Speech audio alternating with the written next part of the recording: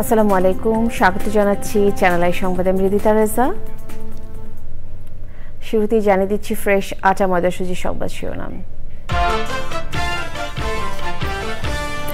21শে August grenade হামলা মামলায় হাইকোর্টের রায়ের বিরুদ্ধে রাষ্ট্রপক্ষের আপিল, তারেক রহমান সহ আসামিদের খালাসের বিপক্ষে আবেদন। যশোর অ্যাম্বুলেন্সের সাথে ব্যাটারি চালিত ভ্যানের মুখোমুখি সংঘর্ষে বাবা মেয়ে সহ 3 জন নিহত, মৃত স্বজনকে দেখতে যাওয়ার পথে দুর্ঘটনা। মহাকাশে 286 দিনে আজকে থাকার পর পৃথিবীতে ফিরলেন সুনিতা সহ 4 নভোচারী, ফ্লোরিডা উপকূলে স্পেস এক্স এর ক্যাপসুলের সফল অবতরণ। গাজায় ভয়াবহ বিমান হামলার পর ইসরায়েলি প্রধানমন্ত্রী বেনিয়ামিন নেতানিয়াহুর ভিডিও বার্তা, হামলা কেবল শুরু বলে সতর্কতা। এবং ভারতের বিপক্ষে ম্যাচ খেলতে দেশ ছাড়ার আগে জাতীয় ফুটবল দলের আনুষ্ঠানিক ফটো সেশন, হামজাকে দলে পেয়ে ভারতকে হারানোর প্রত্যয়।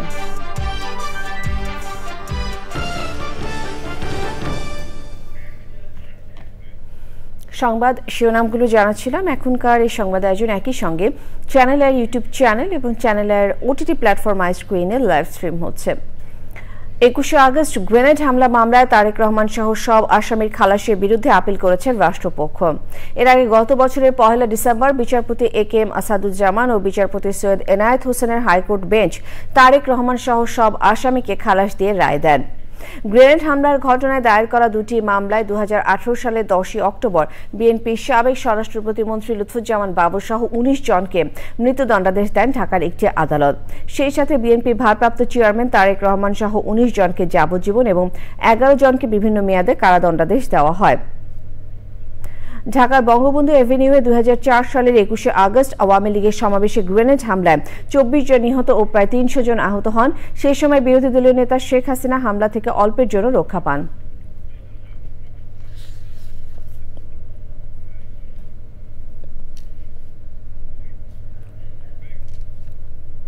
যশোরের ঝিকরগাছায় স্বজনের মৃত্যুর সংবাদ পেয়ে দেখতে যাওয়ার পথে অ্যাম্বুলেন্সের সাথে ব্যাটারি চালিত ভ্যানের মুখোমুখি সংঘর্ষে 3 আরোহী নিহত হয়েছেন। গুরুতর আহত হয়েছেন ভ্যান চালক সহ 2 জন। যশোর থেকে আকরামুজ্জামানের রিপোর্ট। পুলিশ ও স্থানীয়রা জানান, ভোর 6টার দিকে যশোরের শার্শা উপজেলায় এক স্বজনের মৃত্যুর খবর শুনে বামন আলী এলাকা থেকে ব্যাটারি চালিত ভ্যানে করে রওনা হন হাসান ইকবাল ও তার মেয়ে রত্না খাতুন। নবীনগর এলাকার মোল্লা ফিলিং স্টেশনের সামনে পৌঁছালে বিপরীত দিক থেকে আসা একটি খালি অ্যাম্বুলেন্সের সঙ্গে মুখোমুখি সংঘর্ষ হয়। এতে ঘটনাস্থলেই বাবা মেয়ে সহ নিহত হন নাজমা খাতুন নামে আরও এক অটোরিকশা যাত্রী। আহত হন 2 জন।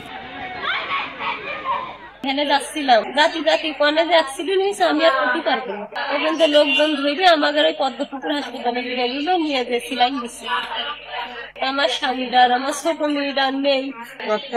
তেল পাম্পের সামনে অ্যাম্বুলেন্সে মেরে গেছে।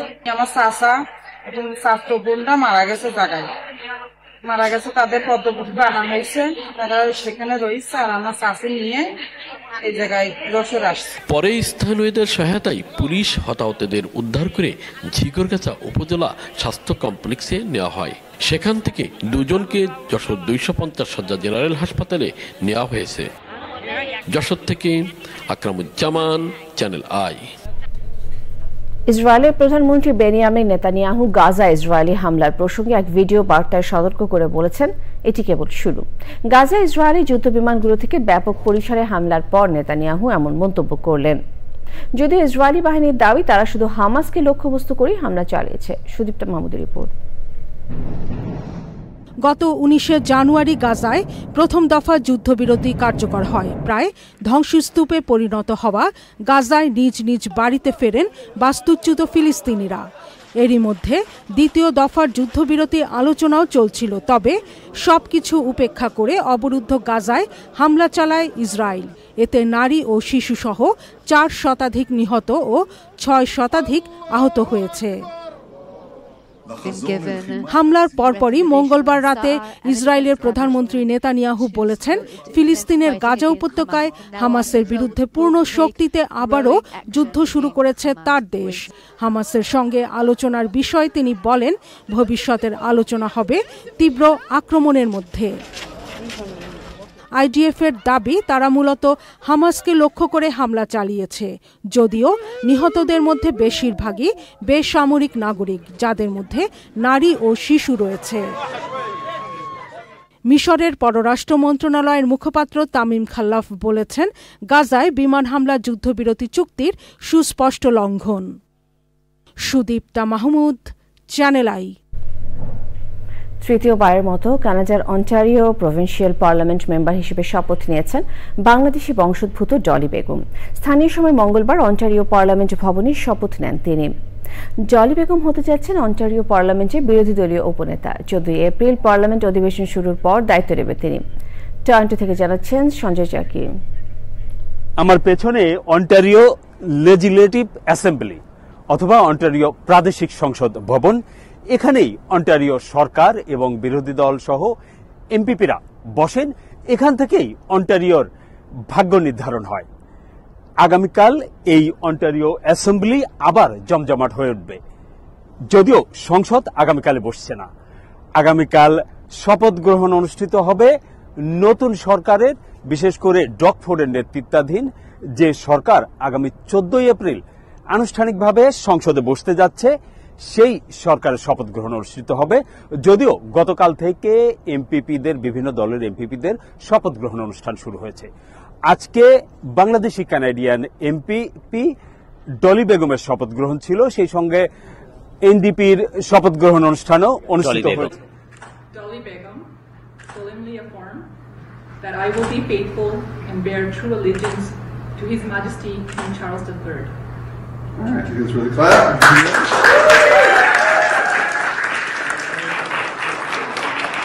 বাংলাদেশি ক্যানাডিয়ানরা এসেছিলেন, এনডিপির লিডাররা এসেছিলেন, তারা শপথ গ্রহণ অনুষ্ঠানে অংশ নিয়েছেন এবং ডলি বেগমকে শুভকামনা জানিয়েছেন। আপনারা জানেন যে নির্ধারিত সময়ে প্রায় 1.5 বছর আগে অন্টারিওর এই প্রাদেশিক সংসদ এর নির্বাচন অনুষ্ঠিত হয়েছে এবং এই নির্বাচনের পর 14 এপ্রিল আনুষ্ঠানিকভাবে নতুন সংসদ বসতে যাচ্ছে। সঞ্জয় চাকি, channel I, Ontario. Asian cup বাছাই পর্বে 25শে মার্চ অনুষ্ঠেয় ভারতের বিপক্ষে ম্যাচ খেলতে আগামীকাল দেশ ছাড়ছে বাংলাদেশ ফুটবল দল। এর আগে সন্ধ্যায় জাতীয় দলের সঙ্গে প্রথম অনুশীলনে যোগ দেবেন ইংলিশ ক্লাব ফুটবলে খেলা লাল সবুজের নতুন তারকা হামজা চৌধুরী। ভারতের বিপক্ষে ম্যাচ নিয়ে ভাবনার কথা জানাতে মিডিয়ার মুখোমুখি হয়েছেন কোচ হ্যাভিয়ার ক্যাব্রেরা এবং ফুটবলার হামজা চৌধুরী। সেখানে আছেন তানভীর আহমেদ পিন্টু, যাচ্ছি তার কাছে। ভারতের বিপক্ষে গুরুত্বপূর্ণ ম্যাচ নিয়ে কি বললেন কোচ ক্যাব্রেরা এবং হামজা চৌধুরী? আপনার কাছে আর কি কি তথ্য রয়েছে আমাদেরকে জানাবেন।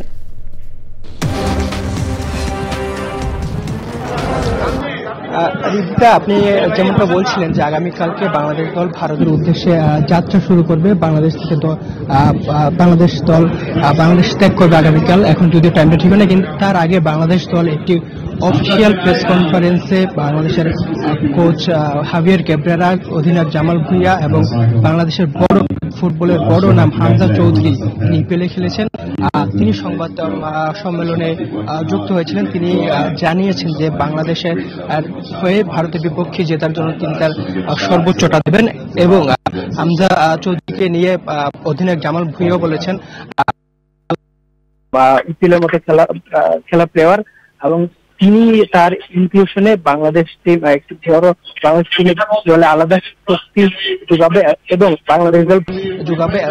বাংলাদেশ দল ভারতের বিপক্ষে যে আগে একটি লাস্ট ম্যাচটি ড্র করেছিল, এই ম্যাচের মাধ্যমে বাংলাদেশ দল আরেকটি তথ্য জানিয়ে রাখি বা ফাহমিদুলকে নিয়ে কিন্তু দর্শকরা গতকাল সন্ধ্যা থেকে বিকেল থেকে কিন্তু বিভিন্ন জায়গায় বাংলাদেশ ভবনে আন্দোলন করছে। সেই ফাহমিদুলকে নিয়ে আন্দোলন করছে। জানিয়েছি যে ফাহমিদুলকে বাদ দেওয়া আর দলে নেওয়া দুটোই তারই সিদ্ধান্ত ছিল। এখানে তৃতীয় পক্ষের দ্বিতীয় পক্ষের কোনো হস্তক্ষেপ ছিল না এবং তিনি জানিয়েছেন যে ফাহমিদুলের সাথে তার নিয়মিত যোগাযোগ হচ্ছে। আর ফাহমিদুল 18 বছর বয়স, এখনো তরুণ, তার ভবিষ্যতে তার ভালো ভবিষ্যৎ আছে এমন। ধন্যবাদ আপনাকে। মহাকাশ স্টেশনে প্রায় 9 মাস আটকে থেকে পৃথিবীতে ফিরেছেন সুনিতা উইলিয়ামস, বুচ ওয়েলম্যান সহ 4 নভোচারী। মঙ্গলবার স্থানীয় সময় বিকেল 5:57 যুক্তরাষ্ট্রের ফ্লোরিডা অঙ্গরাজ্যের উপকূলে অবতরণ করে তাদের বহনকারী ক্যাপসুলটি। প্রেসিডেন্ট ট্রাম্পের উপদেষ্টা ইলন মাস্কের মালিকানাধীন কোম্পানি স্পেস এক্সের ক্রু ড্রাগন ক্যাপসুলে ফিরে আসেন তারা। সুদীপ্তা মাহমুদের রিপোর্ট। গত বছর জুনে বিমান প্রস্তুতকারী মার্কিন কোম্পানি বোয়িং এর তৈরি নভোযান স্টারলাইনারে চেপে আন্তর্জাতিক মহাকাশ স্টেশনে গিয়েছিলেন সুনিতা ও বুচ। সেখানে গিয়ে আটকে পড়েন তারা। স্টারলাইনারে যান্ত্রিক ত্রুটি দেখা দেওয়ায় ওই নভোযানে তাদের আর ফিরে আসা সম্ভব হচ্ছিল না। আটকে পড়া 2 নভোচারীকে ফিরিয়ে আনতে গত বছর থেকেই পরিকল্পনা শুরু করে নাসা। গত 9 মাসে 900 ঘন্টারও বেশি সময় ধরে তাদের আনতে 150-রও বেশি গবেষণা করে নাসা। যুক্তরাষ্ট্রের প্রেসিডেন্টের উপদেষ্টা ইলন মাস্কের মালিকানাধীন কোম্পানি স্পেস এক্সের ক্রু ড্রাগন ক্যাপসুলে ফিরে আসেন তারা।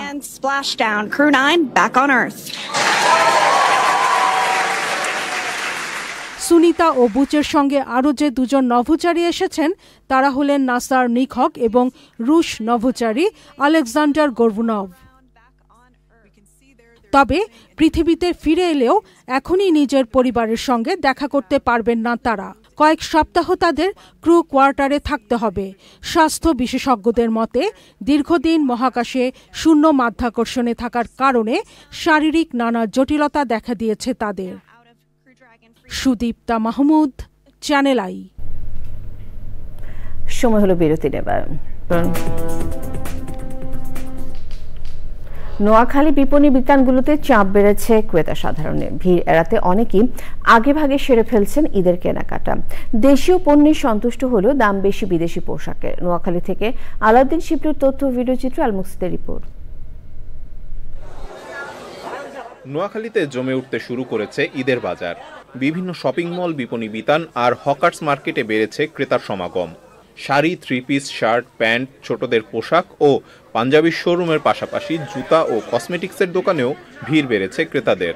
কাস্টমারদের চাহিদা আমাদের এখানে মনে করেন ইন্ডিয়ান নুডস, তাওয়াক্কাল, পাকিস্তানি তাওয়াক্কাল। গত বছরের তুলনায় আমাদের মাল কেনা একটু বেশি, এই জন্য আমাদের বেশ বাড়তি হয়েছে। প্রথম রমজান থেকে 15-20 রমজান পর্যন্ত যে বাচ্চাদের চাহিদা বেশি। এখন কসমেটিকগুলো আস্তে আস্তে মানুষ নিতেছে, মোটামুটি মিলে বিভিন্ন ধরনের চুড়ি সেট মিলে নিতেছে। নোয়াখালীতে হরেক রঙের পোশাকে সেজেছে শহরের শপিং মলগুলো। ক্রেতার চাহিদা মাথায় রেখে দেশি বিদেশি বিভিন্ন ডিজাইনের পোশাকের পসরা সাজিয়েছেন ব্যবসায়ীরা। তবে দাম নিয়ে ক্রেতাদের রয়েছে মিশ্র প্রতিক্রিয়া। আমি জুতো, জামা এগুলো কিনছি, এখন কসমেটিক দোকানে আসছি কসমেটিক কিনতে। প্রথমকার তো একটু ভিড় কম থাকে, এই জন্য নিরিবিলিতে কেনাকাটা করার জন্য আসছি। সামনের দিকে তো ভিড় বাড়বে। আগের বছর থেকে এবছর একটু বাড়তির ভিতরে আছে। নিত্য প্রয়োজনীয় জিনিস প্লাস কাপড় সবগুলোর দামে ওভারঅল বেশি। ঈদ বাজারকে নিরাপদ করতে প্রশাসনের পক্ষ থেকে নেওয়া হয়েছে বিশেষ নিরাপত্তা। নোয়াখালী জেলা পুলিশ পর্যাপ্ত সংখ্যক অফিসার ফোর্স মোতায়েন করেছে।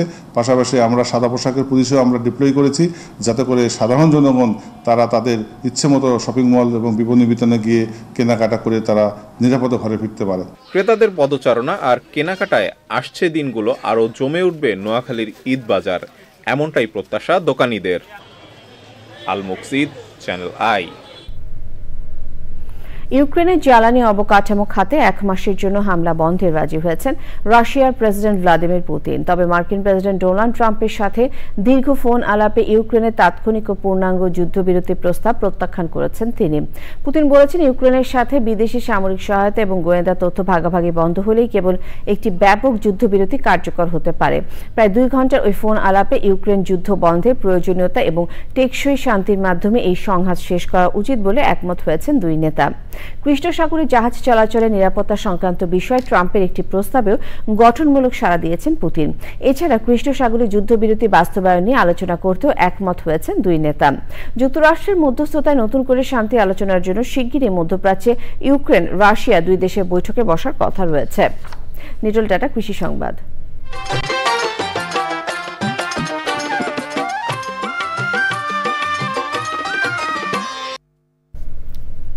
গাইবান্ধায় চর ও সমতলের পাশাপাশি বরেন্দ্র অঞ্চলেও সম্প্রসারণ ঘটেছে ভুট্টা চাষ। সেচ কম লাগায় দিন দিন ভুট্টা আবাদে আগ্রহী হয়ে উঠেছেন চাষিরা। দানাদার ফসল হিসেবে ভুট্টার ফলন ও বাজার দর ভালো পাওয়ায় আর্থিকভাবে লাভবান হচ্ছেন চাষিরা।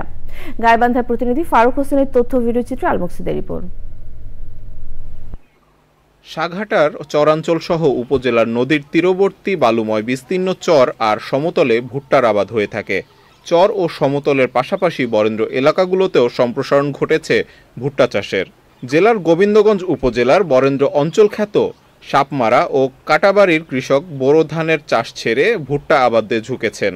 যতটুকু হয় তাতে কিছু লাভজনক থাকে, পানি সবসময় পাওয়া যায় বা পানির কোনো সমস্যা হয় না। আবাদ ভালো হচ্ছে বিদায় বেশি করা হয়েছে, লাভজনক। আবহাওয়া এবার ভালো, খুবই ভালো। গত বছর বাজারে প্রতি মন ভুট্টা 900 থেকে 1000 টাকা বিক্রি হলেও এবার দাম আরো বাড়বে বলে আশা করছেন চাষিরা। বিক্রি আসবি হাতে 40 মন 50 মন পর্যন্ত আমার এদিকে আসে, আমার এদিকে 50 মন পর্যন্ত আসে। এই ভুট্টার একবারে মনে করেন যে কাঁচা মনে করেন আপনি বিক্রি হয়ে যায়, সাথে সাথে একবারে নগদ ক্যাশ পাওয়া যায়, ওইটা মানে বৃদ্ধি পাওয়া যায় আমার বেশি।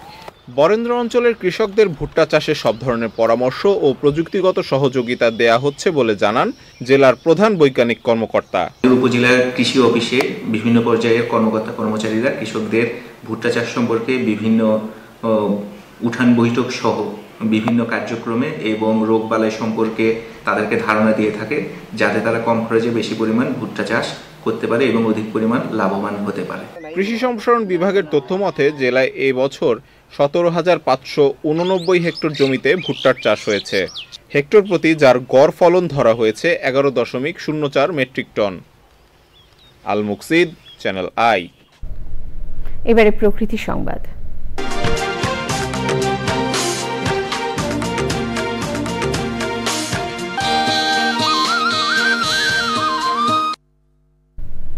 আইন লঙ্ঘন করে চাঁপাইনবাবগঞ্জের লোকালয় ও ফসলি জমিতে গড়ে উঠেছে ইটভাটা।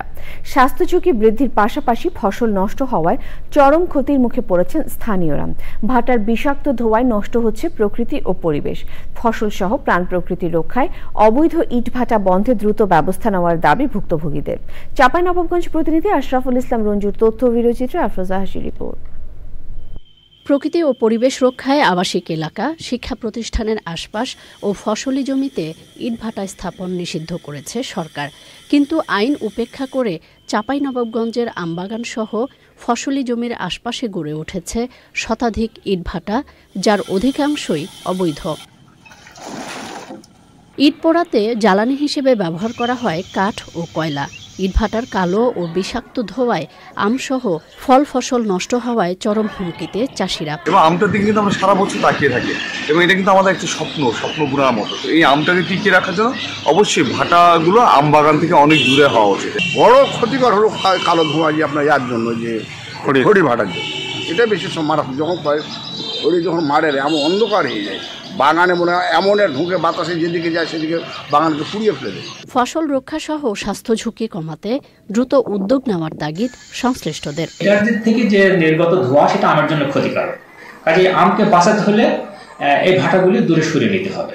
তার একটা নির্দিষ্ট নিয়ম বা আইন অনুযায়ী জায়গায় এই ভাটাটা স্থাপন করেন এবং যারা যারা এটাকে পারমিশন দেন তাদের এই জায়গায় স্থাপনের ক্ষেত্রে অবশ্যই তাদের এই যে কৃষিকে মাথায় রাখতে হবে। অবৈধ ইটভাটার বিরুদ্ধে অভিযান পরিচালনা সহ আইনি ব্যবস্থা নেওয়ার আশ্বাস দিয়েছে পরিবেশ অধিদপ্তর। ইটভাটাগুলোকে বন্ধ করার জন্য অলরেডি আমরা এনফোর্সমেন্ট পরিচালনা করছি। আমরা চাচ্ছি যে কোনো কিছু অবৈধভাবে এখানে যাতে পরিচালিত না হয়। আমসহ অর্থকরী ফসলের পাশাপাশি প্রাণ প্রকৃতি রক্ষায় অবৈধ ইটভাটা বন্ধে দ্রুত প্রয়োজনীয় উদ্যোগ নেবে সরকার, প্রত্যাশা ভুক্তভোগীদের। আফরোজা হাসি, প্রকৃতি ও জীবন desk, channel I.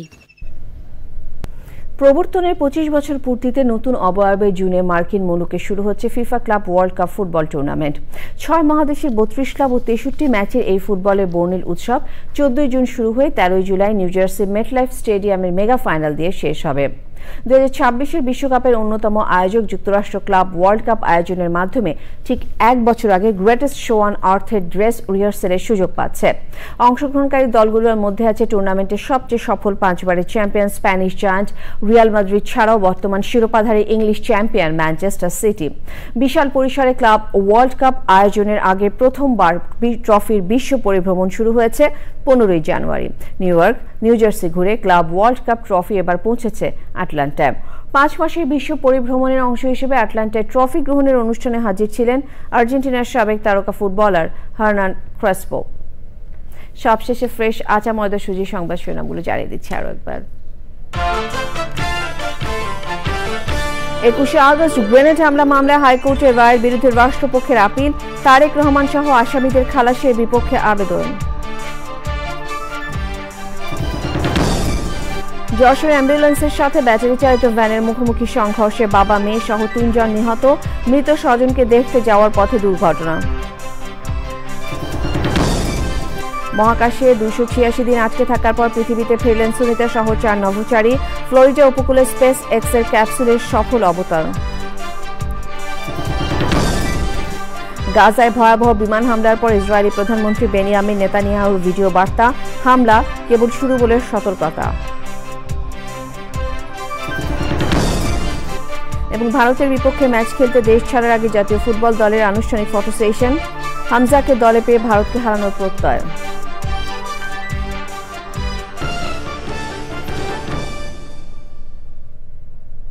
Channel I সর্বশেষ সংবাদ জানতে ভিজিট করুন channelonline.com-এ। যুক্ত থাকুন আমাদের সোশ্যাল মিডিয়া প্ল্যাটফর্মগুলোর সাথে। শেষ করছি চ্যানেল সংবাদ। ধন্যবাদ।